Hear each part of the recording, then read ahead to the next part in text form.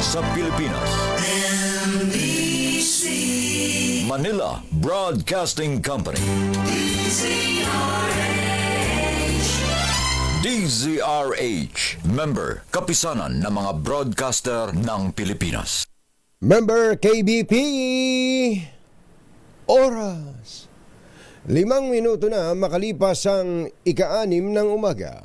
Humahataw, humahagupit, lumalatay na komentaryo sa himpapawid. 2 por 2. Walang takot sa paghimay sa masalimuot na isyu ng bayan. 2 por 2. Humahataw na mga balita at impormasyon. 2 por 2. Ating damhin, ating lasapin ang hagupit na 2 por 2.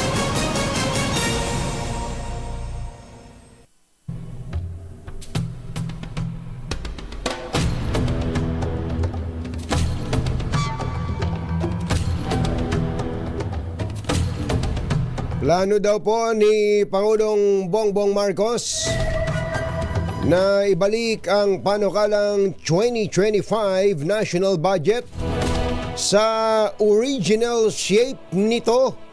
Aba, talaga ha? Kabilang ang pagbabalik ng 10 bilyong pisong tinanggal na pondo para sa DepEd. Bago lagdaan sa pagtatapos ng taon dahil sa dami ng pagbabago mula sa initial na President's budget.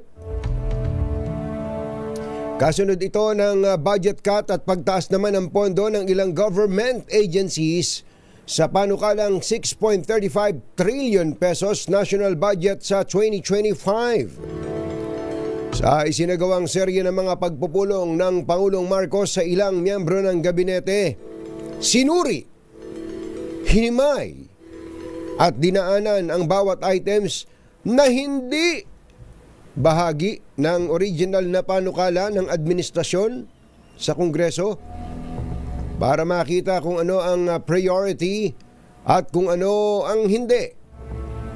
Inamin din ng Pangulong Marcos na marami siyang natuklasang insertion na proyekto na hindi kasama sa kanilang panukala. Kaya kailangang busisiin itong mabuti at papayagan lamang ito kung talagang kinakailangan. Hindi ng mga diin natin. Isyu ng bayan. Katotohanan. 2. May team ang balak, magtago ka na. 2 por 2. Si Jerry at si Anthony, narito na. 2 por 2. Hahataw ng todo, urado ka. 2 por 2. Ang katotohanan, dala nila. 2 por 2. Walang sinasamba pali, maniwala ka. 2 por 2. Hataw ng gusto, tol, umasa ka. 2 por 2. 2 por 2.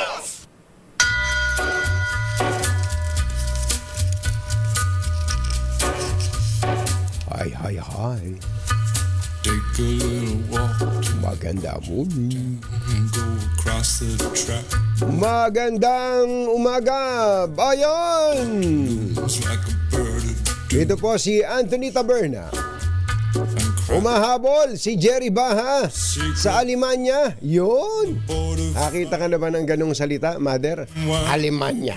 No, you're never coming back. Kapag ka sinabing Germany, Across the yan ay tinatawag ding Alemanya.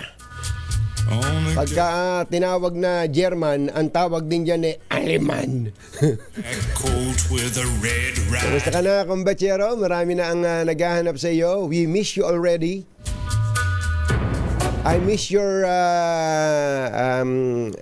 small kisses. That you've been a good boy. Can you cuddle me again? Marami na nakakamiss sa'yo, kumbachero. to destroy Umuwi ka na, baby. the whole. Umuwi ka na, baby. There won't be a single thing that you can do. Mahirap ang mag-isa. They're whispering his name through this distance. Iba naman yun. Luma naman yung kanta na yun, Mother. Yung na oh, giliw ko, miss na miss kita. Hihi. Sana'y lagi kitang kasama. Hihi. Kumbachero, tara na. Marami nang malamig na dito. Marami nang napalamig si Mother. Mamaya yun, Mother, di ba? Mamaya na yun, ha? Marami nang pinalamig si Mother dito. Mga diet to, mga diet saka mga zero. Ayan, mga diet saka zero. Ayos na ayos yan. Friday po ngayon. Nako, parang ngayon ang kasagsagan, ano? Bagamat buong linggo ay marami na pong mga nagpa-party, mga year-end party. Pero yung ngayon, ang talagang malakasan, sabi nga ni Mother, malakasan. Ano ba paraffol dito sa DZRH, Mother? Ha? Kotse na naman? Grabe talaga itong mga bossing natin dito sa DZRH. Kotse na naman. Ito si Norman, punong-puno na yung estante ni Norman ng kalalagay ng kotse na yan. Maliliit na kotse lang pala. Sana po ay kahit papano, bagamat ang sabi po ng Pangulo, ang kanya naman pakiusap, especially sa mga government agencies, ay huwag maging lavish o magarbo o maluho ang mga piging. Pero hindi naman na inaawat ang sino man, lalo na nga yung nasa pribadong sektor, na magsagawa ng kanilang, lalo na yung mga pinaghandaan na yan. Especially, palako, ito'y malaking problema, ha? Lalo na po dun sa mga private companies po ito, na kung ano yan, may tinatawag na pencil booking, ano? Alam na mga events organizers to. Una, magpe-pencil book. Pagkatapos, magda-down payment sa events venue. At pagkatapos nun, magda-down ka na rin sa mga iba pang mga suppliers. Halimbawa ay yung production designer, stage designer. Kung malalaki po yan, ha? Magda-down ka na rin dun sa caterer, di ba? Malalaki yan, especially kung malalaking kumpanya. Sa mga artista, kung may kukunin po mga talent, magda-down. Tapos biglang magdidisi, cancel na yan.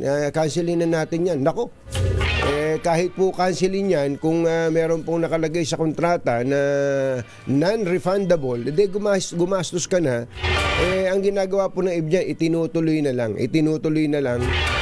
Kasi nga, hindi naman pwedeng magpa-party ka, halimbawa, magpa-party ka mamaya, ngayon mo lang igagayak ngayong araw na to. Hindi po. Kaya po ang ganyang mga events ay inihahanda ng mas maaga. Kaya months before ay meron na po mga kinakausap na mga suppliers yan. But anyway, kung ano man po ang sitwasyon ng mga private companies o mga government agencies, walang masamang maging masaya, maging happy, sapagkat yun po ang ating gusto lagi. Kumbaga, tapusin natin ang taon with a bang, with a smile on your face. Diba? Yun ang importante. Kahit nakatakot-takot ang ating pinagdadaanan at pinagdaanan ng iba na napakabibigat, pero dapat pa rin po tayong magpasalamat. Jerry Baja at Anthony Taberna sa 2x2 sa DZRH. Narinig niyo po yung pambungad natin, ha? Ang Pangulong Bongbong Marcos talagang ang sabi nga nila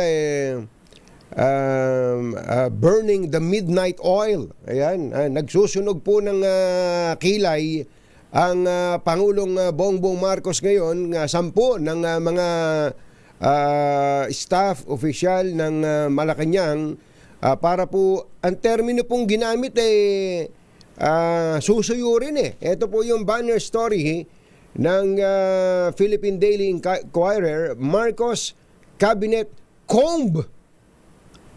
Hindi lang suklay ito, meron kang suklay, malalaki ipin Itong comb na to, maliliit ang ipin ito.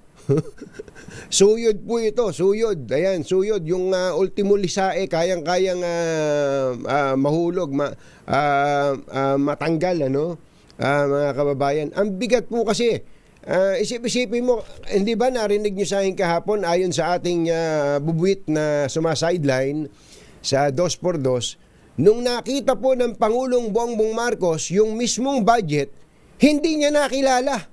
Ikaw ba yan? Sabi, kasi hindi ba yung proseso natin, ang budget ay nanggagaling sa, ang proposed budget, yung expenditures, National Expenditure Program, ang tawag po dyan, President's Budget. Isinasubmit po yan, normally, pagkatapos po ng SONA ng isang Pangulo, isinasubmit po para po sa Kongreso para po sa tinatawag ng mga budget hearings or budget deliberations. Sapagkat yan naman po talaga ang proseso na tinatadhana ng ating konstitusyon. Ang tawag nga po sa Kongreso ang Kongreso ay may power of the purse. Sino may power of the second? hindi, purse po purse. Pera. Ano po? Power of the purse, meron pong ganyan. So, binubusisi po yan. Tama po yan. Yan po yung bahagi ng prinsipyo ng tinatawag nating checks and balances. Ano po mga kababayan? Ang maghahanda niyan ay ang Malacanang o ang presidente ipapasa po sa Kongreso, meaning House of Representatives at pati na rin po ang Senate of the Philippines. Kaya lang, ang isang malungkot na katotohanan, bagamat meron na pong tinatawag na two houses of Congress, ang tawag po nila dyan lower house, yung Kongreso, at upper house, yung Senado, ay sapagkat, kaya po tayo naiinis, sapagkat meron pong lumilitaw na third Congress. Sino po yung third Congress, mga kababayan? Yung pong Bicameral Conference Committee. Sino ba yung Bicameral Conference Committee? Ito po ay binubuo ng mga delegasyon ng Senado at ng Kamara o ng House of Representatives na ang mga pagdinig, ang mga pagbusisi nila sa budget. Ang totoo po nun, ang Bicam naman ay nabubuo lamang if there are conflicting provisions ng dalawang bersyon ng House at Senate ng isang panukalang batas. Ang problema po sa Bicam, mga kababayan, hindi po yan open. Hindi po yan transparent. Hindi katulad ng Quadcom hearing. Hindi katulad ng hearing kay Apollo Kibuloy ng Senado. Hindi katulad ng mga pambubuli ni Senator Raffy Tulfo sa mga bisita niya na open to the public at yung pag-grandstand nila open na open. Hindi po. Yung pong Bicameral Conference Committee meeting ay hindi po open to the public. Ang tanong why? Why? Why is it so confidential? Why is it secret? Why is it behind closed doors? Yun po ang tanong siguro ng ating mga kababayan. Yun na nga. Doon pala, nagkakayarian. Ang mga kumbatsero ng bayan, Katunying at Ka-Jerry. 2x2. Kaya nga nagulat ang Pangulo. Sabi ng Pangulo, ayon sa ating bubuit, hindi masikmura ng Pangulong Bongbong Marcos ang naging itsura ngayon ng budget. So ang termino nga ni Mother dito, ang plano daw po ng Pangulo ay ibalik ang budget sa original shape nito. Kaya yung mga nagsingit dyan, yung mga nag-insert dyan, yung iba dyan baka nakapag-advance na. Baka yung iba dyan nakapag-advance na. Congressman, magsoli ka. Senator, magsoli ka. Baka akala mo, Congressman, magsoli ka. Mr. President, tutuhanin nyo to ha. Baka amba-amba lang ito. Sa amin sa Nueva Ecija, ano. May mga ganun kasi. Amba-amba lang. Mr. President, undayan mo. Undayan mo. Pagka inamba mo, o kaya ganun. Dito mo tirahin para pagbagsak tulog agad.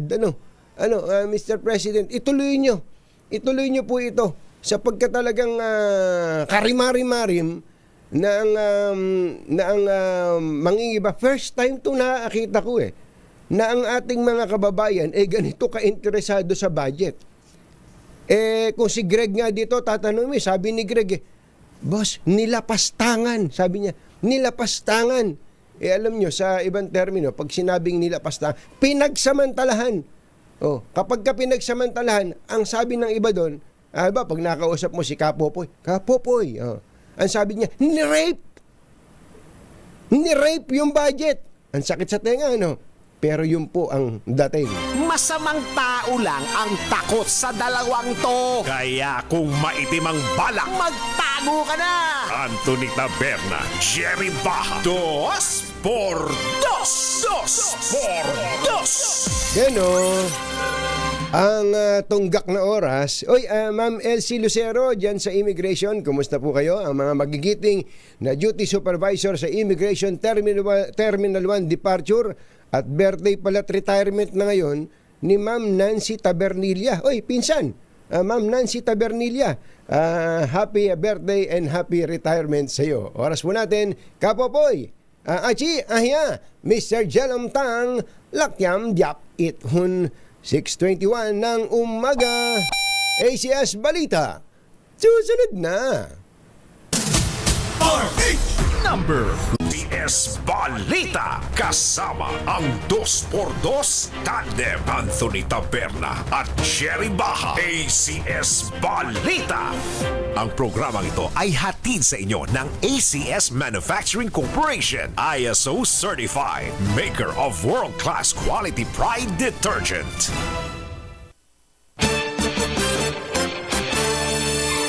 Araw po ngayon ng Biyernes, December 20, 2024, sa ulo ng ating ACS Balita.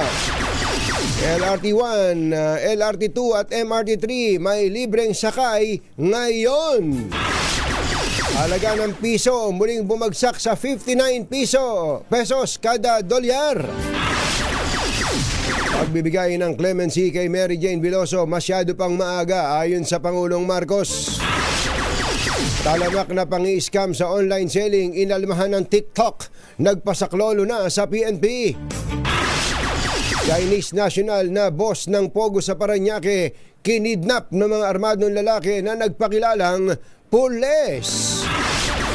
Finance officer ng ni-raid na Pogo sa Tarlac na aresto na ng PAOK sa Pasay City. Magandang umaga, Luzon, Visayas at Mindanao.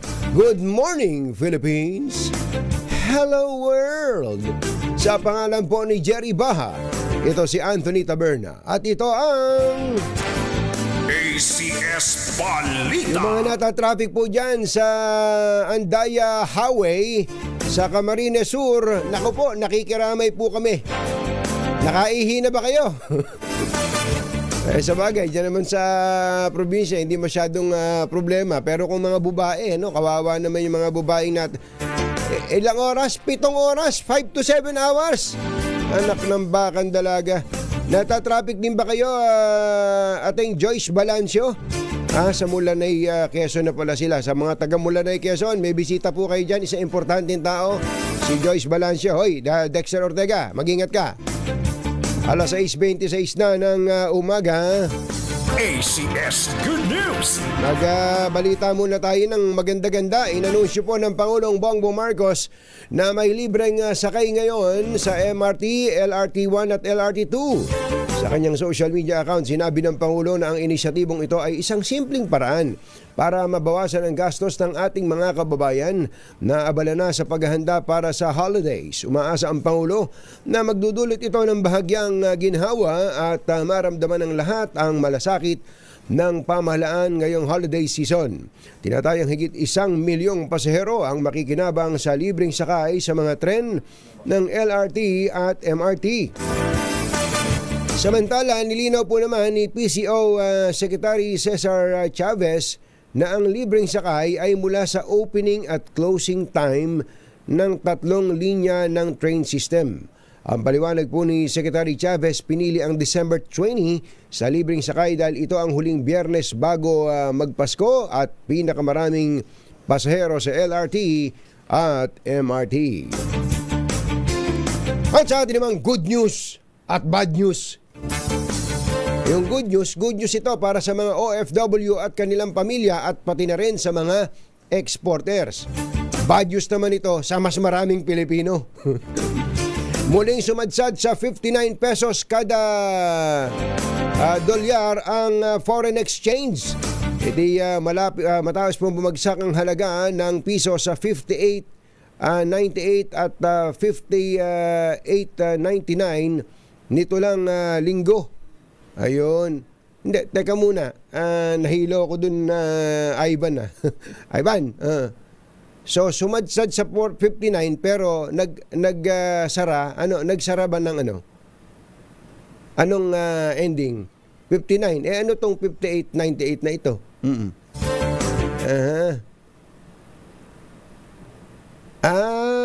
Ganon. Ganon pala. Hindi na dapat binabanggit yon. Okay. So ang sakto pong nagsara ang palitan ay 59 pesos noong mga nakaraang araw kasi mga 58.80, 58 ganon. Ganon pala ibig sabihin ni Kuya Ivan namin. No? So ang ending 59 ayon sa Bangko Sentral ng Pilipinas, Governor Eli Remolona, kapag nagpatuloy ang pagbaba ng halaga ng piso, magkaka-epekto na ito sa inflation. Ang sabi naman ng ekonomistang si Michael Ricafort, dahil sa inaasahang pagtaas ng inflation sa 2025, posibleng ang patuloy na sumadsad ang piso at makaapekto pa ito lalo sa inflation at import costs ng bansa. Malayo pa tayo doon. Ito po ang naging tugon ng Pangulong Bongbong Marcos sa usapin ng pagbibigay ng executive clemency para kay Mary Jane Veloso. Ayon po sa Pangulo, batid niya ang naturang panawagan ng pamilya ni Veloso pero nasa preliminary stage pa lamang ang pag-uwi ni Veloso sa bansa. Wala niyang ibinigay na kondisyon ng Indonesia sa paglilipat ng custody ni Veloso pero dapat ay pag-aralang mabuti ang kaso. Ipaubaya na lamang daw ng Pangulo sa legal experts ang posibilidad ng pagbibigay ng executive clemency kay Mary Jane. Nakipagsanib pwersa na ang social media platform na TikTok sa pambansang pulisya para sa paglaban sa pagdami ng cybercrime cases ngayong taon. Ayon kay PNP Anti-Cybercrime Group spokesman Lieutenant Wallen Arancilio, isa sa talamak ngayon ang pang-scam sa online selling. Sa tala ng ACG, umabot na sa kabuang 108 na reklamo ang natanggap ng TikTok hinggil dito ngayon 2024. Karaniwan anyang modus ay ang live selling ng tila magagandang produkto pero kapag dumating na sa umorder ay palyado, peke o depektibo naman pala. Naku, ang daming ganyan. Ang daming ganyan. Yun lang itong si Bailon ngayon, napakahilig yung order. Ikaw din ba? Alahas, pambira, bumili ka ng kwintas, yung pendant lang ang nakarating. Sa'yo wala. Ay, matindi pala, no? Si Bailon ngayon nagmamagaling na nakabili daw siya ng maliit na kamang pang-aso. Abe, ang dumating niya pampusa eh. Hindi, yung party lang, yung part lang ang dumating. Anak ng baka. Naku, marami pong mga ganyan-ganyan dyan, ano. Sa ibang balita, oras natin 6:31 na umaga, naimbag bigat kada kayo amin na po. Agriin kayon, gising na. Blanco pa rin ng Parañaque City Police kung sino ang nasa likod ng pagdukot sa isang negosyanteng Chinese national na sinasabing boss ng isang pogo sa lungsod. Ayon kay Police Lieutenant Colonel Eric Angustia ng Parañaque Police, patuloy nilang tinutugis ang grupo ng mga armadong lalaki na nagpakilalang mga pulis at tumangay sa biktima. Sinabi ni Colonel Angustia na hindi mga pulis ang dumukot sa biktima, batay na rin sa nakuha nilang CCTV footage. Inaresto na ang isang gwardiya at bodyguard ng Chinese national na hinihinalang magkasabwat sa krimen. Usapang pogo pa rin na aresto na ng mga otoridad ang itinuturong finance officer ng sinalakay na pogo hub na Zhongyuan Technology sa Bamban, Tarlac. Kinilala ng Presidential Anti-Organized Crime Commission ang sospek na si Pan Meishu, isang Chinese national na nauna sa mga operasyon ng pogo sa Bamban.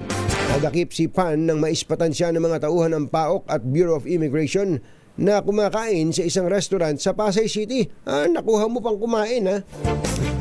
Isa si Pan sa mga nakatakas na tao ng Zhongyuan Technology matapos salakayin ng mga otoridad ang Baofu compound sa Bamban.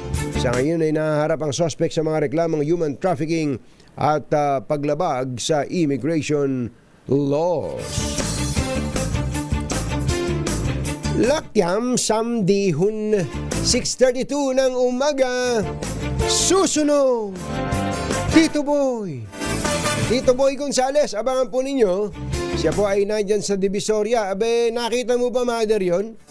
Yung kumakalat ngayon sa mga Viber groups na sitwasyon daw sa Divisoria.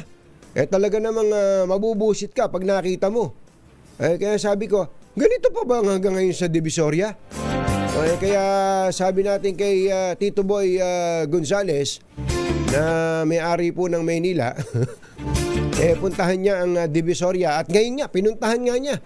Maaga pa po ay nagbukas na ng ilaw si Kuya Boy Gonzales at sumilip sa kanilang paminggalan at sinabing, wala ba tayong kape dyan? At patawagan mo rin si Mayor, si Mayor Hani Lacuna, at nang malaman natin kung ano ba mga discarding gagawin dyan kung talagang hindi madaanan ang Divisoria.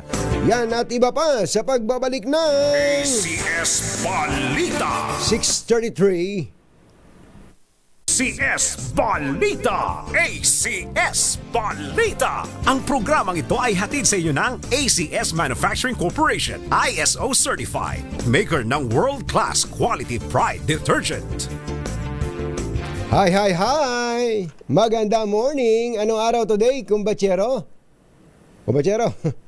Today is Laundry Day Friday! Yuhuu! At pag Laundry Day Friday, all you need is Pride Washing Machine Detergent.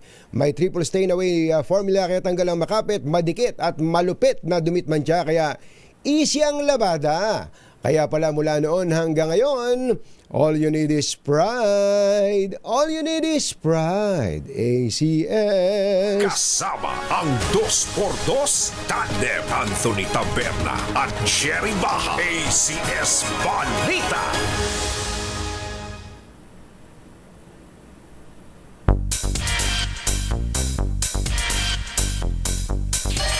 Nagulantang ako dun sa bidyong ipinapakita ni Mother. Pakita nga ulit. Meron ba tayo nun? Yung na lumalagana pala ngayon sa mga Viber groups. Yung video, parang video ng Maynila. Ito, tingnan nyo po, ng Divisoria. Kita nyo, pambira. Talaga namang hindi mahulugang karayom, tapos yung mga sasakyan ay nakaipit na parang buong kalsada, bangketa, punong-puno ng mga vendors. May mga kubol-kubol at tapos ang nakalagay Mayor Lacuna, tapos binanggit pang si Congressman Valeriano masdan nyo ang ginawa nyo, parang ganun no. Yun ang dating, para bagang ang dating nasa laula ang Maynila sa panahon ngayon. Wow, hanip. hanip sa spin. Hanip sa spin. Hindi katulad dati. Ayun, ganun sa... laganap po itong video na to. Talaga na mabubusit ka. Lalo pat pag sinabi na mula 500 meters lang, bibiyahe ka ng 3 oras. Talagang mabubusit ka. Alamin nga muna natin ang sitwasyon ngayon, kung ganito ba, ito ba talaga ang naging sitwasyon kahapon at ng mga nakaraang araw sa Divisoria. Nandun mismo sa Divisoria si RH29 Boy Gonzales. Come in, boy!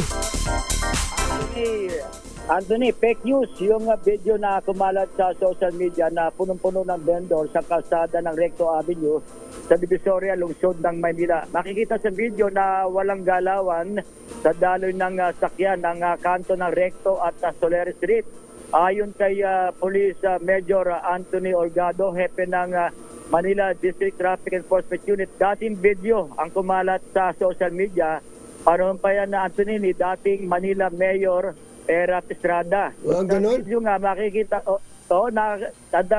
natatandaan ko yan. Madalas ako diyang mag-video dyan sa may footbridge ng Dagupan.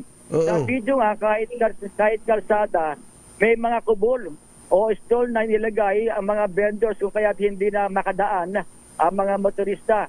At tanging nilagay lang ng stall dito sa gilid ng Recto Avenue mula dito sa Dagupan, tapat ng Tutuban, para naman to sa mga night market, sa mga So yan yung bilang may pagkakataon. yan yung nandun sa video, yung dinidescribe natin, ano? Tapos ito, pinapakita nga natin yung video, Kuyang. Pero teka muna, kung panahon ni Erap, di mga matagal na 'yon, ano? Matagal na.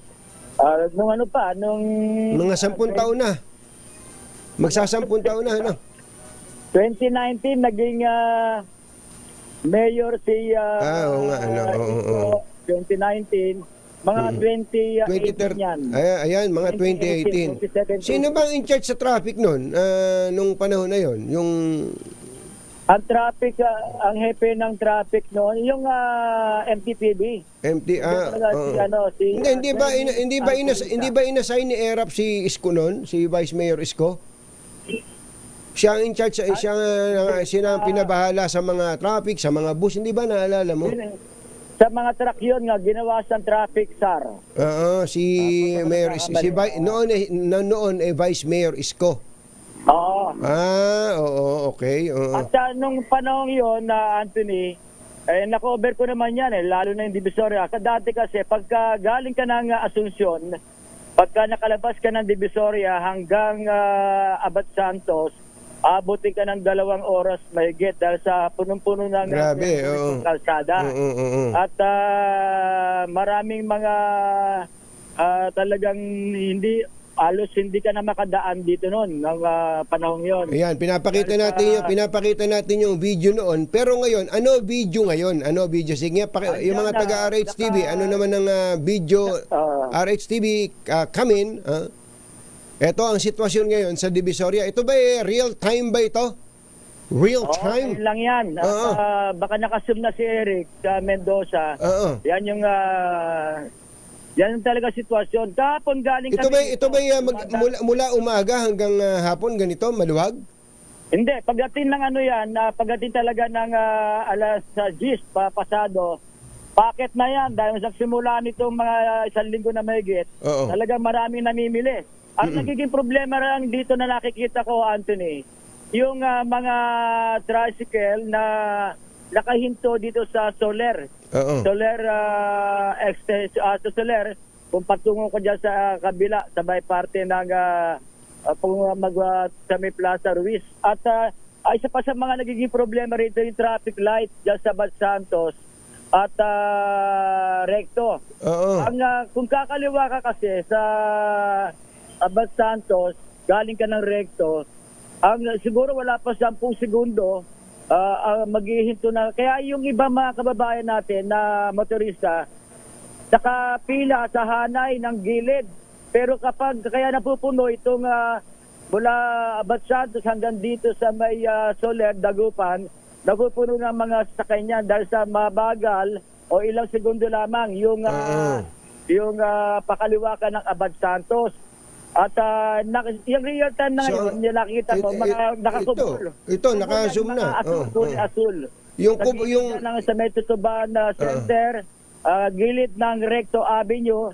Sa Recto Avenue, merong mga kubol na 2. Pero may madadaanan naman mga namimili sa gilid ng bangketa. Hindi, teka muna, itong natatanaw natin na nasa Center Island ba ito? Na mga kubul-kubul? Mga tindahan ba ito? Oh, may yan yung mga iba't ibang tindahan niya, mga damit. Yung nasa gitna. Yung nasa gitna ito. Nasa gitna. Itong Center Island, no? Ito sa Center Island, dalawang kubol. Dalawang Yung kubol. sa Center Island, hindi mo madadaanan yan kasi nga, andyan yung mismong dalawang kubol na nilagyan. Magkabilang side dyan, yung kabilang side ng Tondo at yung kabilang side ng Binondo. Yung sa Center Island, mula dito sa Dagupan, hanggang dyan sa may Juan Luna. Yung pinaka-police outpost, andyan yung inilagay na mga kubol o stall para sa mga vendor. Kasi marami talaga namimili rito, Anthony. Kapag, lalo na ngayon, sabi nga ni Major Olgado, kaya marami silang traffic police ang nagmamando sa Divisoria. Sa mga anong oras yung pinakamaraming tao dito na namimili? Hapon, Hapon. Anthony. Hapon hanggang gabi na. Oo, kasi yung ibang mga kabayan natin, pag-uwi, galing sa trabaho, dumadaan na rito sa Divisoria. Yung iba naman galing ng mga probinsya, halimbawa galing ng Bulacan, Cavite, dito sila namimili. Ayos. Kaya talaga napakarami. At least kinlaro naklaro yan. Gawa nung ang dami nagmumura eh. Minumura yung mayor ng Maynila ngayon eh. Sabi, ganyan na naman ba yan? Napakagulo ng Divisoria. Ayun, tama-tama. Ang nabago lang dito, Anthony, ulitin ko lang, ang nabago lang dito, nagdagdag na mga kubol stall, yung gilid ng Recto, patungo ka dyan sa Batsantos. Para naman yan sa mga night market, yung mga namimili ngayong holiday season. Ayos. Thank you. Yan. Bukod pa dyan, ang dagdag ko lang, sabi nga ni District Director ng Manila Police District, si General Tom Ibay, may mga tauhan din sila na pinakalat dito, mga tauhan ni Colonel Roberto Mupas ng Binondo Police Station. Ito si Boy Gonzales para sa DZRH, una sa Pilipinas, una sa Pilipino.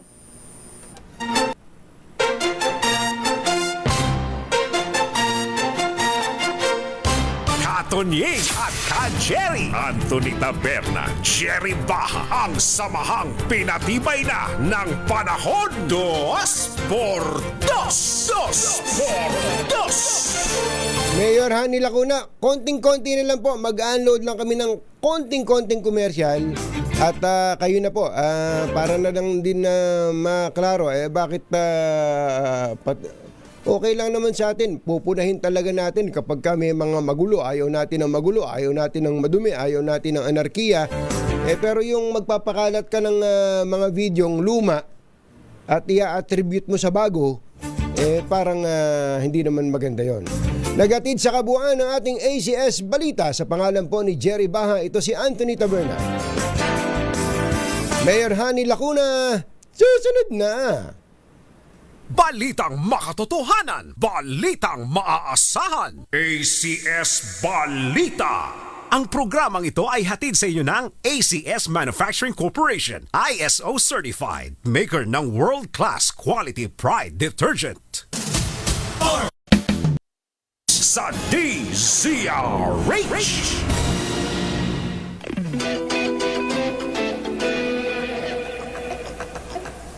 Balikan lang natin ang Divisoria. Si Mayor Hani Lacuna ng Maynila ay nasa linya natin. Mayor, magandang morning. Si Katunying po ito, nag-iisa, malungkot, walang kasama. Good morning po, Katunying, sa iyong mga taga-subaybay. Opo, iniwanan ako ni Jerry mahirap talaga pag nag-iisa, no? Oo naman. Malungkot. Malungkot, lalo na yung dati mong kasama tapos iiwanan ka, no? Ay, oo naman. Malungkot. Opo, Mayor, narinig naman natin yung report ni Boy Gonzales kanina. Kaya namin binalikan ng Divisoria dahil po, grabe po lumalaganap itong video. Pakita nga uli natin yung video na to.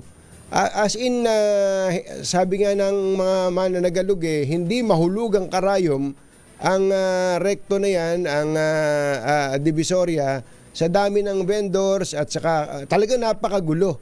Nung pala, sabi ni Boy Gonzales, nung panahon pa ito, na iba ang mayor, 2 mayors ago. Anong tingin nyo? Ba't nagkagano? Sino ba nagpapakalat nito? Nako, wala ho akong idea kung sino po nagpapakalat dyan. Siguro po talaga uso ngayon ng throwback. Throwback. Matindi ha. Opo. Baka Throwback Thursday. Kahapon lumabas eh. Yes. Opo. Oo. Pero ang problema doon, maraming nagpapakalat ng throwback. Binanggit pa yung pangalan nyo. Sabi nga Oo nga. Mayor Lacuna, masdan mo ang ginawa mo. Nakita ko rin po yung video na yan siguro mga a month and a half ago. Natawa na nga lang po ako eh. Sabi ko Sabi ko ganun. Parang hindi naman ho yan ng panahon natin. Hindi po yan ngayon. Okay, kasi lumilito, ito klaro naman na kaya ito inilalabas ngayon ay para pasamain po ng husto ang inyo pong imahe. Kayo po ba ngayon, anong ginagawa nyo dyan sa Divisoria? Talaga naman dadami tao dyan eh. Pagka may mga nagtitinda, maraming pupunta. Ano ba pwedeng gawin yan para maging organized? Hindi expected naman magkakaroon ng volume ng tao pero hindi magulo. Totoo po yan, Katunying. Expected po pag darating ang Kapaskuhan, talaga hong dinudumog ang Divisoria, hindi lang Divisoria, kung hindi pati ang Quiapo. Kasi nga po yan po talaga ang puntahan para po sa pamimili para sa darating na Kapaskuhan. Kami naman po hanggang sa aming makakaya ay pinagbibigyan naman po natin yung ating mga kapatid na mga vendors pero sa maayos na paraan. Kung mapapansin po nyo yung mga pinakita nyo pong mga video na iba. Pakita nga natin niya, sandali lang po Mayor pakitanggal na nga yung Once Upon a Time na yan, yung luma. Yung bago naman ang pakita natin, RHTV.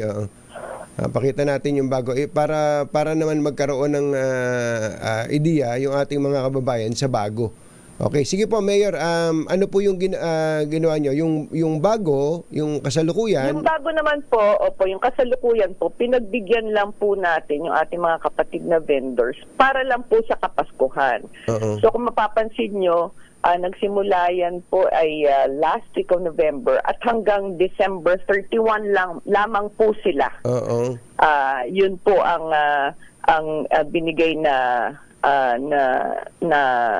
idea or ng suggestion ng mga ating pong mga vendors para naman po kahit papano ay magkaroon sila ng hanap buhay ngayong darating na Kapaskuhan, lalong-lalo na nga po na marami hong mamimili ang dadayo po sa Divisoria. Opo. Ito po ba may oras? Hapon po yan. Hapon lang? Hapon po yan. Opo. Nagsisimula po sila ng hapon hanggang gabi po. Hanggang hating gabi na, no? Opo. Okay. So, ito po bang mga nagtitinda dyan, hindi naman talaga mga dating nagtitinda on a regular basis, say mula January hanggang November? Hindi po sila yung dating naninda. Actually, Katunying, sila po yung mga dati pang mga nagtitindang mga vendors na nawalan po ng mga pwesto o lugar ng kanila pong paninda nung talagang nilinis po natin ang Divisoria. Tangan nga lamang po, gaya nga po ng nabanggit ko, pinakiusapan po nila na kung sana maari, mapagbigyan lang po sila ngayong panahon ng Pasko. Kumbaga, sige po. Kung mapapansin po nyo, nakahilera lang naman po sila. At mawawala na po yan sa pagtungtong po ng January 1. Oo. Kumbaga, kasi ko naman talaga namang maraming pumupunta. Doon lang tayo sa pagiging maayos at organized. So ano po ang usapan ninyo ng mga vendor dyan? Ang usapan po nila ng namamahala po dyan ay hindi po sila lalagpas doon sa takdang ibinigay sa kanilang pwesto. Otherwise po, kapag nakita po namin na lumagpas po sila, ay tatanggalin po sila. Ang isa pa hong usapan dyan ay ipapanatili nilang malinis po yung lugar kung saan po sila nagtitinda. Mahigpit po tayo dyan patungkol po sa kalinisan. Siyempre nakikita naman po natin na marami na nga pong paninda dyan, tapos sasamahan pa ng pagkakalat, ay ibang usapan na po yan. Mahigpit po tayo dyan na kapag lumagpas sila at naiwan nila yung kanilang kalat, ay hindi na ho sila papayagan pa na magtinda. Ayun, maganda po yun. Alam niyo po, Mayor, nung isang araw, si Boy Gonzales din ang nag-report, katakot-takot na basura ang ginagamitan na po ng payloader yata nung naghahakot ng basura nung umaga. Sabi ko tuloy, bakit ba yung ibang mga, pasensya na, magko-compare tayo, but sa ibang bansa may mga ganito rin namang mga klase ng bazaar o mga malalaking tindahan, yung bang may mga night market, 'di ba? Halimbawa sa Hong Kong, sa Taiwan, sa Singapore. Pero pagtupi ng mga gamit nila, ng mga gamit sa pagtitinda, wala ka makikitang dumi. Mayor, pero dito sa atin katakot-takot ang dumi. Palagay ko hindi lang po yung nagtitinda, Mayor, pati yung bumibili Tama po kayo dyan. Ganito po yan, Katunying. Di ho ba pagdating ng alas 5 ng tanghali, bagsakan na po yan, Divisoria. Opo. Bagsakan na po yan.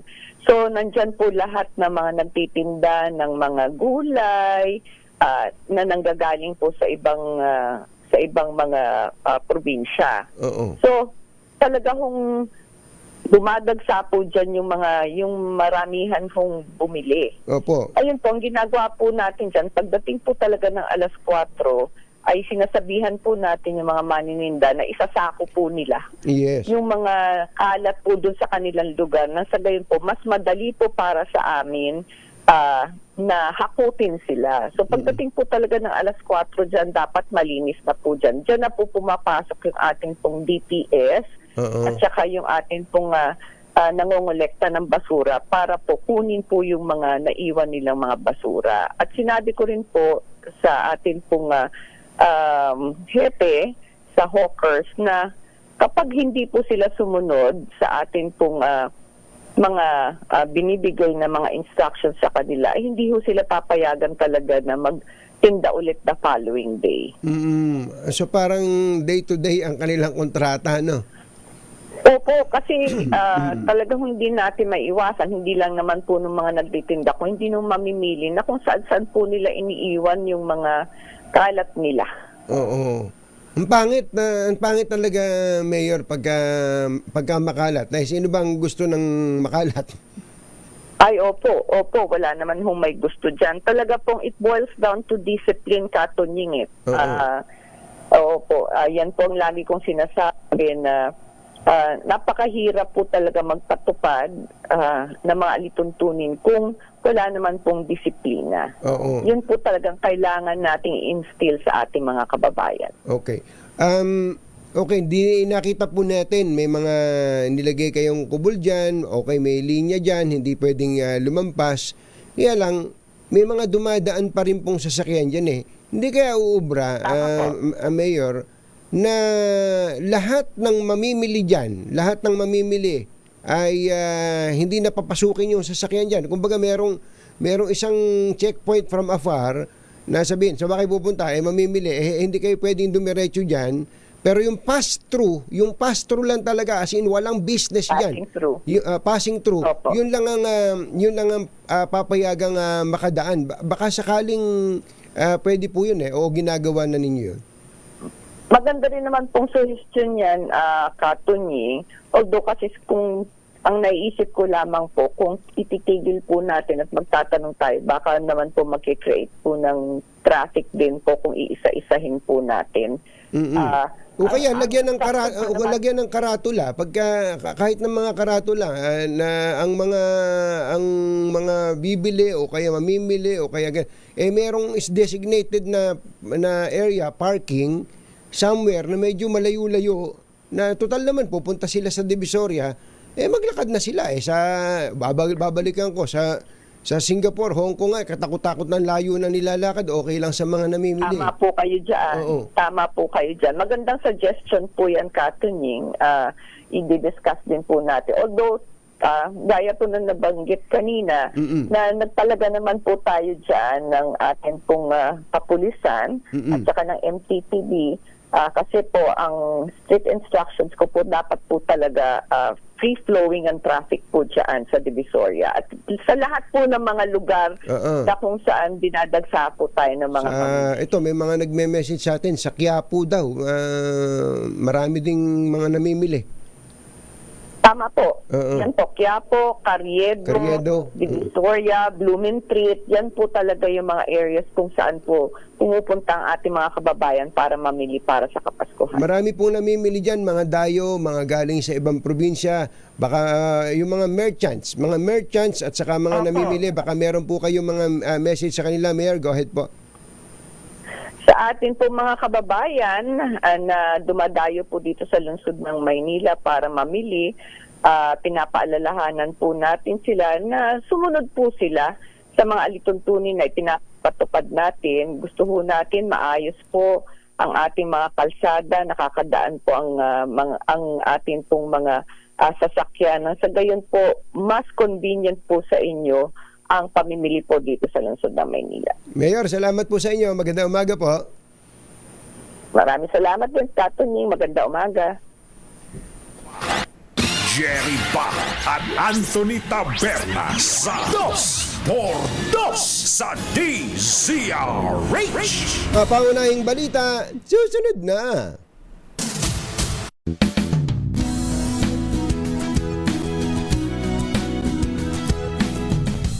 Hello, Washi! Laundry day na naman! Yay! Anong meron? Mancha ng chocolate, putik, may libag pa! Kaya natin yan! With Pride Washing Machine Detergent, may triple stain-away formula. Tanggal ang makapit, madikit, at madupit na dumit mancha. Kaya easy-easy ang labada. Mula noon hanggang ngayon! All you need is pride! All you need is pride! ACS!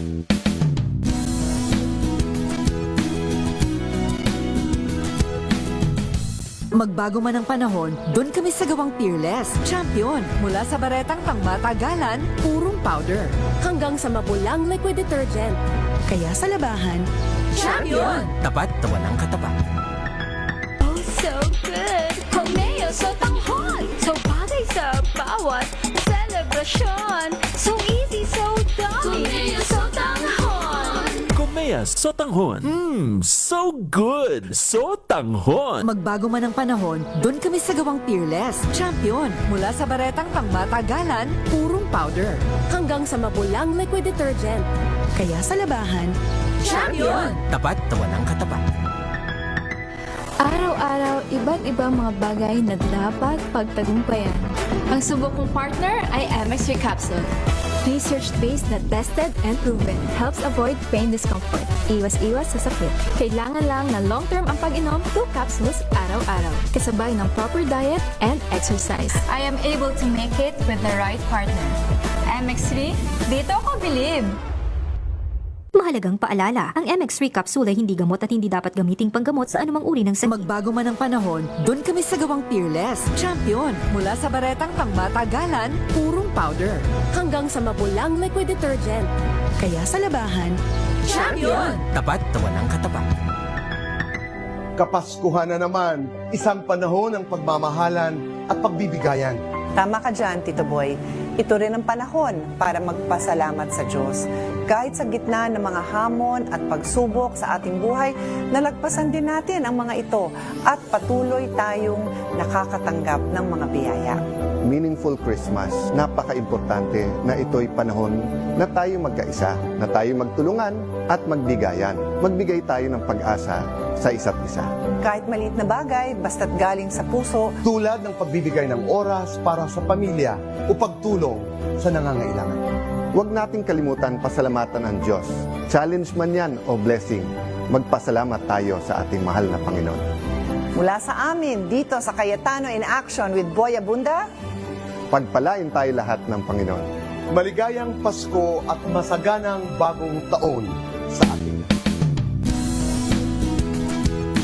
Member KBP, Oras. Kapopoy, 11 minuto na makalipas ang 7 ng umaga. Yun. Balitang bagong-bago, balitang dapat alam mo, balitang magdadagdag ng talino dahil bagong impormasyon, makibalita, unang-una sa DZRH.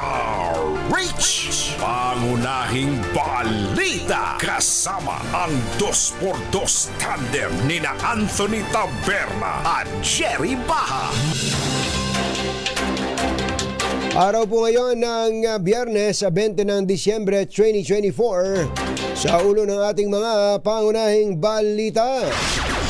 Panukalang 2025 budget, planong ibalik ng Pangulong Marcos sa dati bago pirmahan sa pagtatapos ng taon.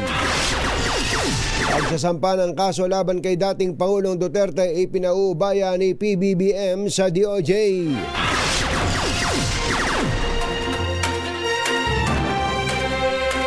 Executive clemency para kay Mary Jane Veloso. Maaga pa masyado, sabi ng Pangulo. PBBM at First Lady Lisa Marcos sa Baguio City at Ilocos magpapalipas ng holidays. Kongresista ng Malabon at asawa kinasuhan sa ombudsman sa repacking ng relief goods. Ikatlong impeachment complaint laban kay VP Sara sinampa. Misis at 4 na anak hinostage ng mister matapos hindi bigyan ng pambili ng alak. Nanang ko po. Magandang umaga Luzon, Visayas at Mindanao. Good morning Philippines. Hello world. Sa pangalan po ni Jerry Baha, ito si Anthony Taberna at ito ang Alas 7:13 na ng umaga, ibinunyag ng Pangulong Bongbong Marcos na marami siyang nasilip, nasingit o mga insertion sa 2025 General Appropriations Bill na hindi kasama sa panukala niyang National Expenditure Program, kaya kailangang mabusisi itong mabuti. Ayon sa Pangulo, ang mga isiningit na proyekto sa national budget ay dapat pag-aralang mabuti kung talagang kailangan o pwede namang ipagpaliban ang pagpapatupad. Tiniyak ng Pangulong Marcos na paihintulutan lamang niya ang congressional insertion kung talagang kailangan ito upang hindi ito maging pork barrel ng mga congressman at mga senador. Samantala, plano rin ng Pangulong Marcos na ibalik ang panukalang 2025 budget sa original shape nito, kabilang ang pagbabalik ng 12 bilyones na tinanggal na pondo para sa DepEd bago lagdaan sa pagtatapos ng taon. I want to be very, very sure that the budget for 2025 is directed at the important projects that we have prioritized, number one. And secondly, that there is a stronger safeguards on the spending for the different projects. Kaya baka mag-assess na naman tayo ng mga project na pinasok na insertion. Because yung insertion na ginawa ay hindi naman kasama yun sa budget request. So, ano ngayon yung mga yan? Pork barrel, sir. Yan, sir, ang pork barrel. Ano yan? Pork barrel. Kasi walang program of works. Pwede pork barrel, isiningit. Ang problema pala, meron tayong, Mayor Lakay. May malaking problema. Yung iba pala, hindi lang nag-down payment. Hindi lang nag-down payment ng 5% o 10%. Sa mga ibinebentang project. Yung ibang mga financier siningil na ng full payment. Ano yung full payment? 20%. 20%. Anak ng bakang dalaga. Lagot ka. Nagbayad ka. Singilin mo yung congressman. Siningilin mo yung pinagbigyan mo. Patay kang bata ka. Ang tanong nun, isosoli ba? Alas 7:16 ng umaga. Ito Pinaubaya na ng Pangulong Bongbong Marcos sa DOJ ang rekomendasyon ng House Quad Committee na magsampa ng kasong Crime Against Humanity laban kay dating Pangulong Rodrigo Duterte. Ay kay Marcos, DOJ na ang bahalang mag-assess kung anong mga kaso ang maaaring isampa at magtuloy ng case build-up sa pamamagitan ng pangangalap ng sapat na ebidensya. Dagdag pa ng Pangulo, ang DOJ din ang magsisiguro kung ang direksyon ng rekomendasyon ng Komite ng Kamara ay naaayon sa tamang proseso at batayan. Bukod kay Duterte, kasama rin sa pinakakasuhan ng Quadcom sina Senators Bato, De La Rosa at Bongo. Alas 7:17 ng umaga, naghain ng ikatlong impeachment complaint laban kay Vice President Sara Duterte ang grupo ng mga pari at abogado. Binubuo ito ng 12 reklamo kasama ang mga pari, 12 complainant kasama ang mga pari mula sa Diocese of Novaliches, Order of Carmelites at Congregation of the Mission at mga abogado mula sa Union of People Lawyers mula Mindanao. Sinabi ni Attorney Amando Ligutan, betrayal of public trust ang laman ng kanilang impeachment complaint. Dahil ito sa pagkakasangkot ng Vice Presidente sa bribery, plunder, graft and corruption, malversation at technical malversation. Samantala, ang nag-endorso pala ng ikatlong impeachment complaint laban kay VP Sara ay kongresista mula sa Camarines Sur na running mate ni dating Vice President Leni Robredo sa mayoralty race sa Naga City. Ang pangalan pala nung congressman ay si Congressman Gabriel Bordado. Parang pelikula, Gabriel Bordado.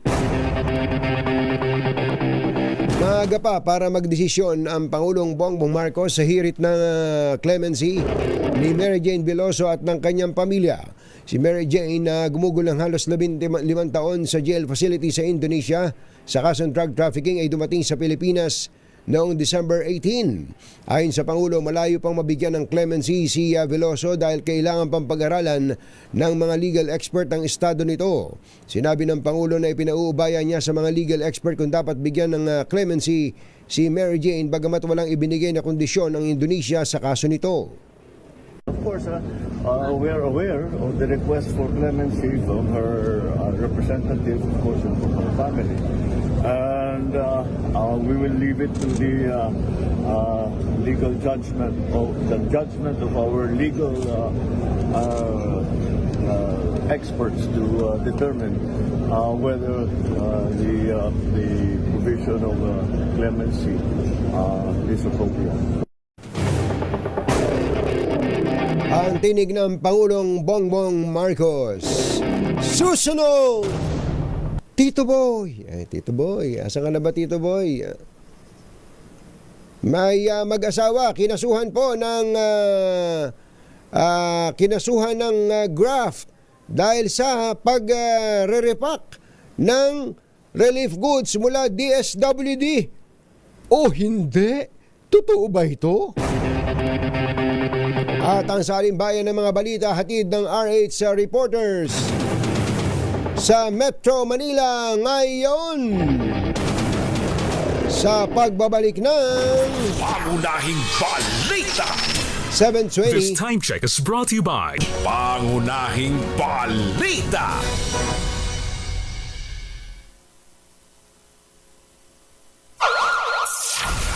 Metro Manila ngayon.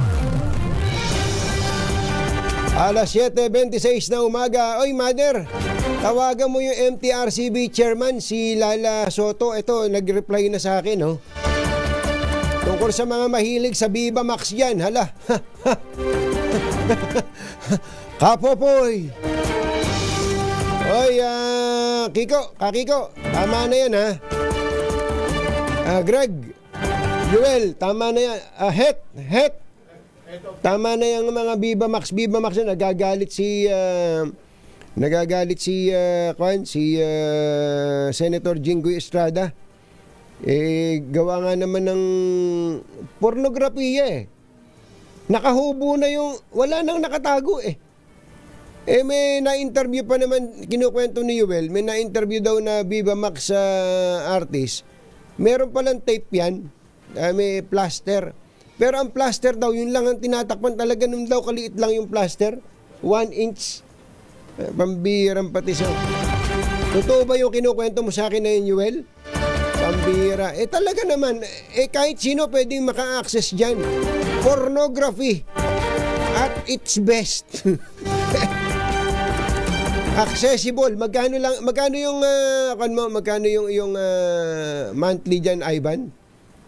Hindi ako, sabi ni Ivan, hindi ako. Bigla na lang kayong 129 per month. Makaka-access. Ay, grabe. Isip-isipin mo, only na yan. Mapapanood mo lahat ng kahalayan niya. Isang call lang yan, isang device. Pengin yung password. Ang biran pati so. Nakibalita nga tayo kay Chairperson Lala Soto. Malaman natin kung ano po ang kaniyang magiging hakbang matapos ang privilege speech ni Senator Jinggoy Estrada. Boss Vic at Daddy Vic, wala ba tayo dyan? Nakibalita muna tayo sa laman, usapang laman tayo. Ibang laman to. Karne talaga to, karne. Karne sa Marikina, halos arawan daw kung magtaas ng presyo ngayong holidays. RH52 Edniel Parosa. Kami Edniel. Friday morning, Anthony. Hindi lamang lingguhan, halos arawan kung magtaas ng presyo ang mga produktong karne rito sa Marikina Public Market ngayong Yuletide season. Maliban kasi sa demand, isa sa mga pagkakakilanlan na mapapansin mo kung ikaw mamimili rito sa palengke yung dami ng frozen at imported umanong baboy at manok. Kwento ng pork retailers, kung hindi man araw-araw, tuwing makalawa kung magpatong ng 5 piso per kilo ang kanilang supplier. Sa manok naman, 10 pesos na ang iminahal mula sa nagdaang linggo at inaasahang magpapatuloy pagsapit ng Pasko. Bagamat kumikita pa raw naman itong ating mga kausap, aminado silang mas matumal ngayon kaysa nagdaang holiday season dahil kakumpetensya na ng ilan ang frozen meat na mas tinatangkilik naman ng mga karinderya. Pakinggan natin sila. Ako lang daw ng baboy pag Christmas, magpapaubusan. Ito lang taas. Dahil gusto pinagkukuhaan nyo? Oo, sa pinagkukuhaan na namin, sila ang the supplier. 5 ang tinataas. Almost 50 to 60 pesos. Siguro mga November, December, parang gano'n. In fairness dito sa Marikina Public Market, Anthony, pasok sa price range ng Department of Agriculture ang kanilang karne. 350 pesos ng kasim habang 390 pesos, pinakamahal na liempo. Malapit na rin sumampa sa 400. 220 pesos naman ang manok per kilo. Ganon din ang choice cuts ng nasabing produkto. Ito si Edniel Parosa, nagulat para sa DZRH. Una sa Pilipinas, una sa Pilipino. Metro Manila ngayon. Thank you, Edniel. Sa biyahe naman tayo sa RH15 na Giselle Ricafort ay magpapabook sana sa PITX pero wala na raw. Hindi nyo sasakay si Giselle? Bira kayo. Ang laki ng mawawala sa inyo. Ang lakas mag-tip nito. RH15 Giselle Ricafort. Come in, Giselle! Katunying, fully booked na yung ilang biyahe dito sa Parañaque Integrated Terminal Exchange. Ngayong nagsimula ng dumagsa ang mga uuwing probinsya para sa holiday season. Partikular na yung mga biyahe ng Piltranco pa Bicol, Visayas at Mindanao mula pa noong December 17 hanggang 31. Ibig sabihin, maa-accommodate lamang ang mga walk-in kung may mga magkakansela raw o hindi darating na pasahero. Patuloy na kumakapal ang bilang ng mga pasahero dito sa PTEX na kagabi lamang, pumalo na sa halos 170,000 individual. At hanggang ngayong alas 7 naman ng umaga, higit 14,000 katao naman. Hanggang ngayong Biyernes inaasahan na papalo sa 150,000 ang bubuhos na pasahero dito sa terminal. 3 milyon hanggang sa bagong taon. Pakinggan natin ang ating mga nakapanayam. Ang dami kong nalilate ng dating sa paroroonan. Umabot daw po ng 20 hours kaya nagmamadali na po kami umuwi para traffic doon. So inagahan na namin para tapos in case na mapaaga natin yung biyahe namin para in case na mas maaga din yung makakauwi din sa bahay. Ito si Giselle Ricafort para sa DZRH, una sa Pilipinas, una sa Pilipino. Giselle, parang nagpapakyut sa'yo yung pangalawang in-interview mo, ha? Hindi naman, kasi mahiyain lang. Mahiyain lang. Gano'n, oo. Naku, di lalo na yung mga umuwi ng Bicol nga, ano? Tama. Ang nangyayari daw kasi Katunying, mahigit 20 oras na tetenga yung mga umuwi sa Bicol sa kalsada sapagkat meron daw mga daraanan yung nasira ng mga nakalipas na bagyo. Kaya ang ginagawa, wala pa man sa terminal, ay ibinababa na raw yung mga pasahero, kinakailangan pa nilang sumakay ng panibago sa tricycle, ganyan. Oo, yun ang problema. Okay, thank you so much, Giselle Ricafort. Mula dyan sa PITX. Thank you. Yung iba daw ay more than 24 hours ang biyahe mula Manila hanggang doon sa Bicol. Grabe, no? Di magpunta ka na lang sa Europe. Sa totoo lang, joke lang natin yun. Pero grabe ang biyahe, 24 hours. Ay, matindi. Naalala ko tuloy, nga pala, binabanggit ni RD Dong Tolentino sa Region 3, starting December 15 pala, tinigil na muna nila ang mga public works projects doon. Yung mga gawa-gawa sa mga, lalo sa main highway, sapagkat marami nga nag-uwi. Tama po yun, RD Dong Tolentino. So, walang gagawa. Pati daw yung Region 2. Wala din munang gumagawa sa mga kalsada. Isip-isip mo, mag-road reblocking ka ng ganitong panahon, sa dami na umuwi, mura abutin mo mula sa mga motorista. Thank you, RD Dong Tolentino. Malamang ganyan din sa Region 1. Magkakaroon yan 1, 2, 3. Region 1, RD Ronald Chan. Maganda morning!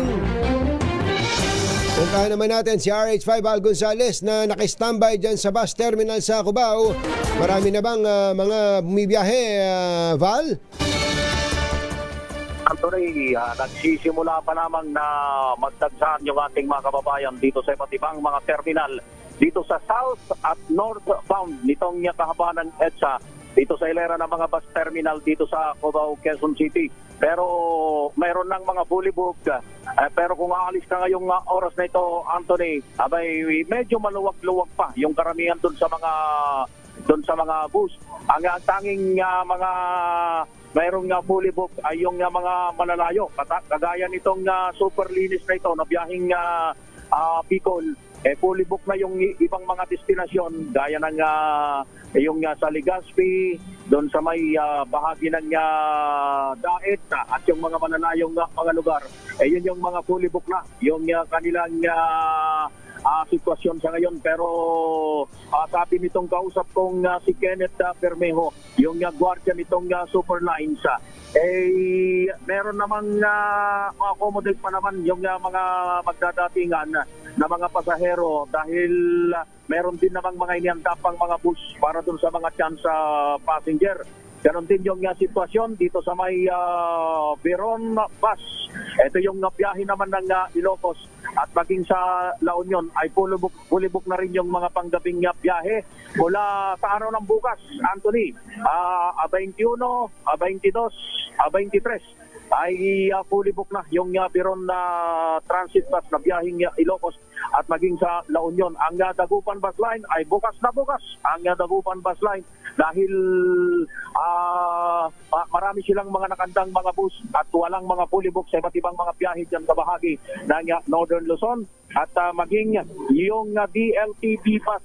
Kausap ko kanina itong si Ronald Dati Makulangan, yung gwardiya nitong DLTV bus ay marami pang mga bus at walang fully booked doon sa kanilang mga biyahe yan sa bahagi ng Southern Luzon. Dito naman sa aming kinaroroonan sa mga oras na ito, particular na dito sa may 5-star at dito sa aking kanan ay yung biyahe ng Nueva Ecija. Biyahe ng Nueva Ecija, itong baliwag na transit ay maluwag pa sa mga oras na ito at makakasakay kahit na magbabayad ka na sa loob mismo ng bus. Yan, Anthony, yung pinakauling sitwasyon Wala rito sa pahagi ng mga terminal ng bus dito sa EDSA. Val Gonzales, back to you, Anthony. Thank you. Metro Manila ngayon. Anthony Taberna at Jerry Baha. DZRH. Pangunahing balita. 7:37 ng umaga. This time check is brought to you by Bayan, Katotohanan, 2x2. O yung mga kababayan natin na nakakuha ng 13th month pay at may mga natatanggap kayong cash gift dyan, dapat marunong tayong magsinop ng ating salapi. Ang tawag po dyan ay financial literacy. Mainam itong BDO ay may ginagawang pakikipag-partner sa itong BDO Foundation kasama po ang Bangko Sentral ng Pilipinas at iba pang government agencies ay nagtutulungan para po makagawa ng mga learning module sa tamang pagdahawak ng pera. Ang tinuturo po dyan ay savings, budgeting, financial planning. Tinatalakay din po ang anti-scam tips, debt management, entrepreneurship, insurance at retirement planning para maging mas informed at handa tayo sa kinabukasan. Napakalaking tulong po niyan mga kababayan, yung financial wellness at tamang desisyon, napakalaking bagay. Hindi lang po tayo iniingatan sa kasalukuyan nitong BDO, kundi tinutulungan din nila tayong magplano para sa ating magandang kinabukasan. Ang mga kumbatsero ng bayan, Katunying at Ka-Jerry, 2x2. Miss Epit, Elaine, isara mo nga muna yung pinto na rin. Napakaingay nyo. Oo. Pakisara mo yung pinto na rin. Mas nadidinig pa kayo kaysa dun sa sinasabi ko. Oo. Ayan, okay. Napakaingay nyo. Oo. May parapol na ba ngayon? Kala ko may raffle na ngayon dyan eh. Oo. Okay. Eto na. Masamang tao lang ang takot sa dalawang to. Kaya kung maitim ang balak, magtago ka na. Anthony Taberna, Jerry Baha, 2x2. 2x2.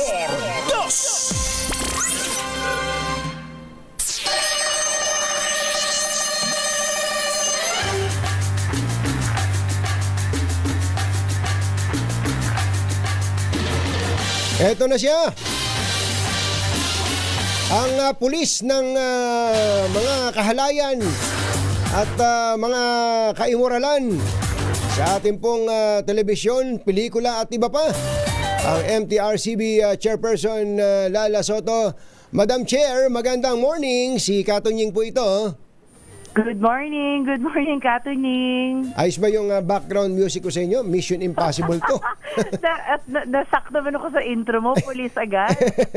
Kailangan yata natin ng pulis talaga ngayon, madam, dahil nagulantang kami dito sa privilege speech nitong si Senator Jingo Estrada. Napanood niyo ba? Yes, syempre po, napanood po namin. At tutuloy ka na, Katunying. Sige po. Siyempre, natutuwa kami. Kami ay sumusuporta. Sinusuportahan namin ang mga hinaing at lalong-lalo na ang panindigan ng ating senador na si Jinggoy Estrada na dapat naman talagang protektahan ang ating mga manonood, lalong-lalo na yung mga menor de edad. Yan. Harap ng hamon ng ating digital age. Kaya lang, sige nga, i-educate nyo nga kami. Ito po bang mga katulad po ng Netflix, itong Viva Max, to be more specific, alisin muna natin Netflix, itong Viva Max na lang, ang tawag pa lang ngayon dito VMX, ito ba dumadaan sa kamay ninyo? Ay hindi po. Ang Viva Max ay considered as online streaming app or online curated content. Ibig sabihin, hindi siya nasasaklaw ng MTRCB dahil noong ginawa ang Presidential Decree ng 1986 o ang MTRCB Charter, ito ay ginawa noong October 5 of 1985. Wala pang nakakaisip wala pang noon. Streaming yan, wala pang online platforms. Wala pang internet. Yes. Wala pang nakakaisip noon na, pagdating ng 2020 o 2024, meron na tayong online streaming platforms. Hindi yun naisip ng mga gumawa ng PD 1986 during that time. In other words, Kaya hindi siya wala po, nasasaklawan. parang wala kayong jurisdiction dito. So, kaya lang, kung wala kayong, hindi nyo saklaw to, wala sa jurisdiction ninyo ito, may magagawa ba kayo kahit papaano o ano ba ang pwede nyong gawin dito po sa, ang totoo nun, tama yung sinabi ni Senator Jinggoy pornografiya na po ito. At aside from that, meron pong apparently parang exploitation sa mga kababaihan. Okay, sige po. Katunying, unang-una sasagutin natin is ano po ang aming magagawa. Kahit po wala sa aming jurisdiction, kami po ay nakipag-ugnayan sa Viva. At maayos naman kaming nakipag-usap sa kanila and maganda naman po yung aming naging usapan noong January of 2023. Ito po ay isang inisyatibo ng MPRCB na pinag-usapan namin sila, nagkaroon kami ng kasunduan na sana, hinikayat namin sila na sana sundin ng Viva Max ang aming pamantayan or ang aming classification rating system ng MTRCB. Ito naman ay natuloy. Kanya lamang, ang problema, dahil hindi dumadaan sa MTRCB, syempre, wala naman silang PD 1986 guidelines, wala naman po silang board member ng MTRCB. Kaya't yung, kunyari, R16 para sa kanila, X na po sa amin yun. Yes. Diba? What may be R16 to you, may be X for us already. Or what may be 18 to you, may be sobrang X for us already. So magkaiba yung pamantayan, yung nagiging problema. Pero may nagawa pong inisyatibo ang MTRCB ukol dito. Pero sa ngayon po, ang tanging paraan lamang ay ang pagpasok nito sa aming charter amendment. So sa madaling salita, kailangan ng batas. Yes po. Kailangan pong baguhin ang PD 1986 na saklawan na rin ang online streaming.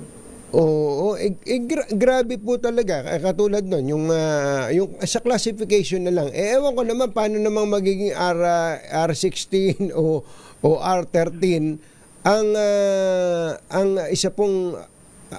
isa pong palabas na may frontal nudity, may pumping scene at kung ano-ano pang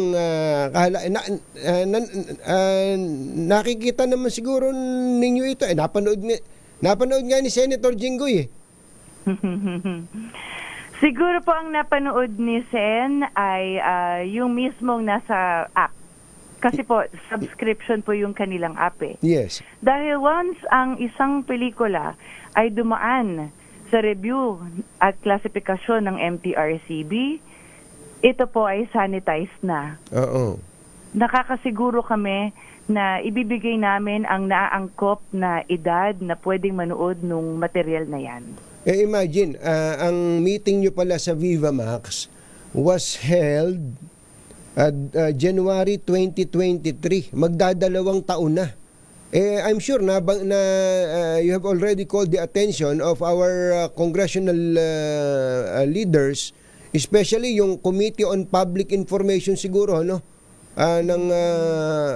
both houses of Congress, para gumawa sila ng amendment sa batas. Meron na po bang initiative ang Kongreso tungkol sa pagpapalakas ng kapangyarihan ng MTRCB?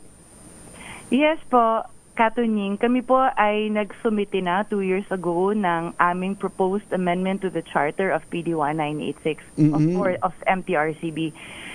Ito po ay kasalukuyang inaayos na po sa Senado.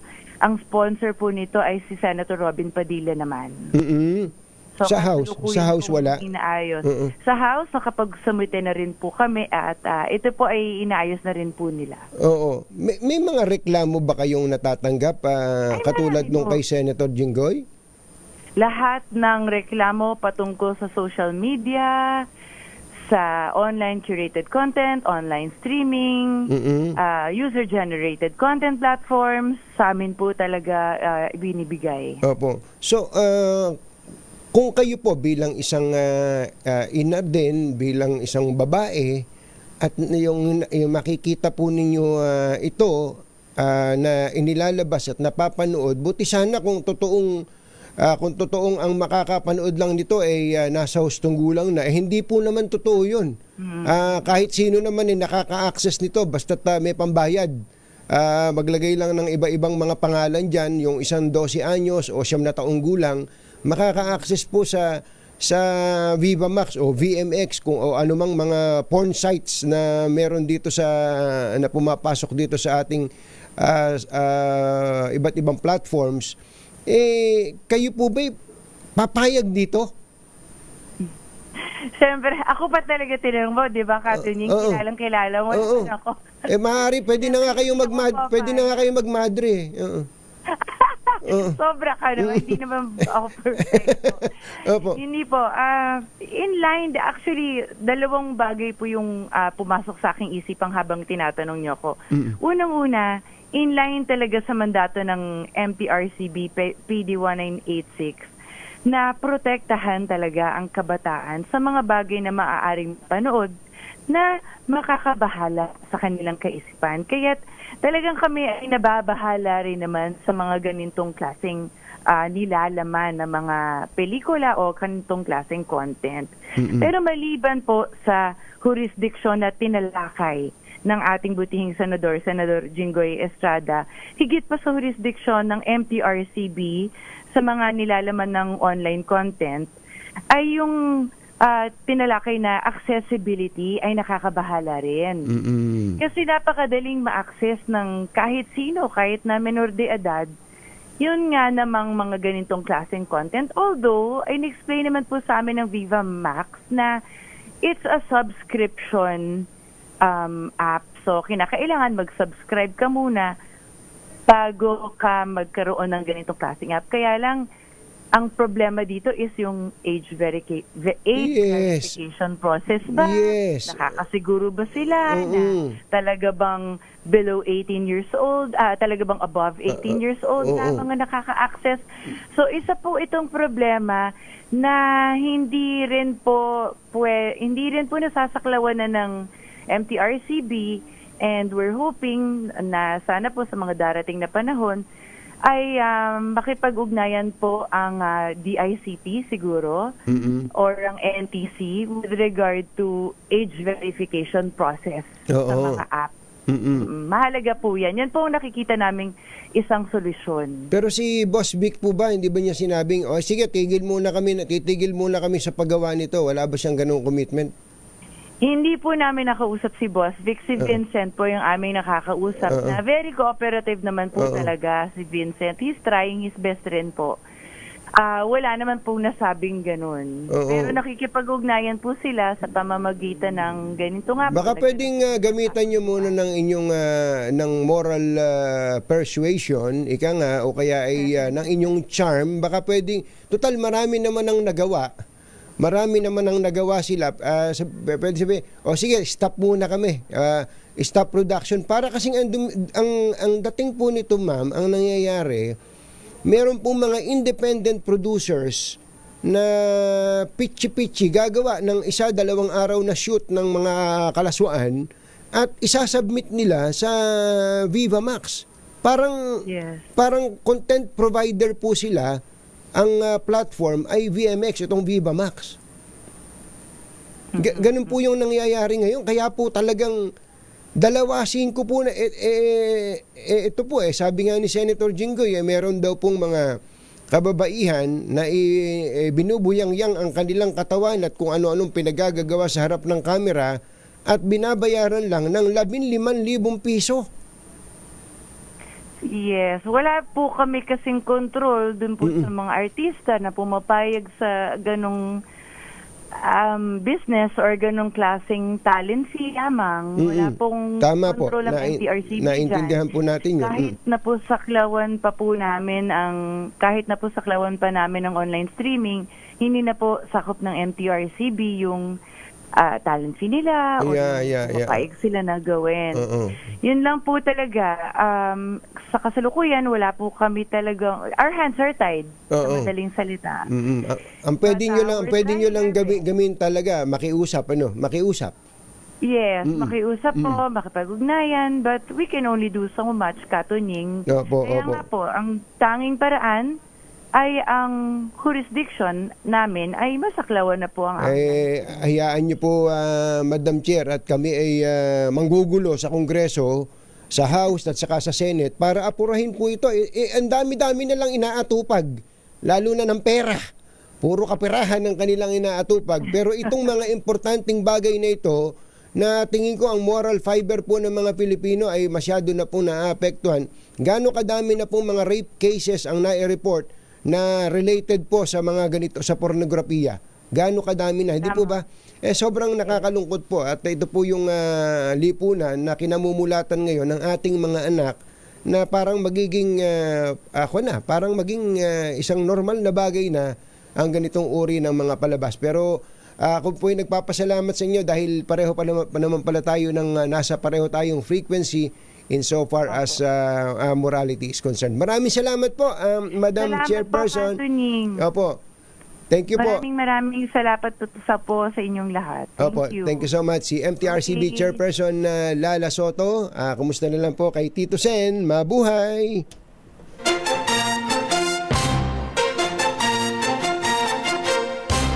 Tonying at Jerry Anthony Taberna, Jerry Baha, ang samahang pinatibay na ng panahon. 2x2. 2x2. Wala kayong magalit sa akin. Happy 36th anniversary, Kuyang Ernie Alba at Ate Helen. 36 years na pala kayo nagsasama. Hindi po, kung kayo'y matanda na, at ayaw yung paawat dyan, ayos lang. Ang talagang naalala natin dito yung mga minor de edad na parang magiging normal na mga bagay na dati-rati po ay meron pong regulasyon ang pamahalaan. Sana po ito'y atupagin ng ating mga mambabatas. Opo, pwede nyo rin pong trabahuin ng ibang bagay kagaya po nito. Yung mga meron po iba-ibang komite ang Kongreso, hindi lang Quadcom, hindi lang Quintacom at iba pa. Asikasuhin nyo rin po ito, mga bossing. Sana po bigyan nyo ito ng pagkakataon. Oras po natin, Bye! Happy weekend! Woohoo! RH number 1.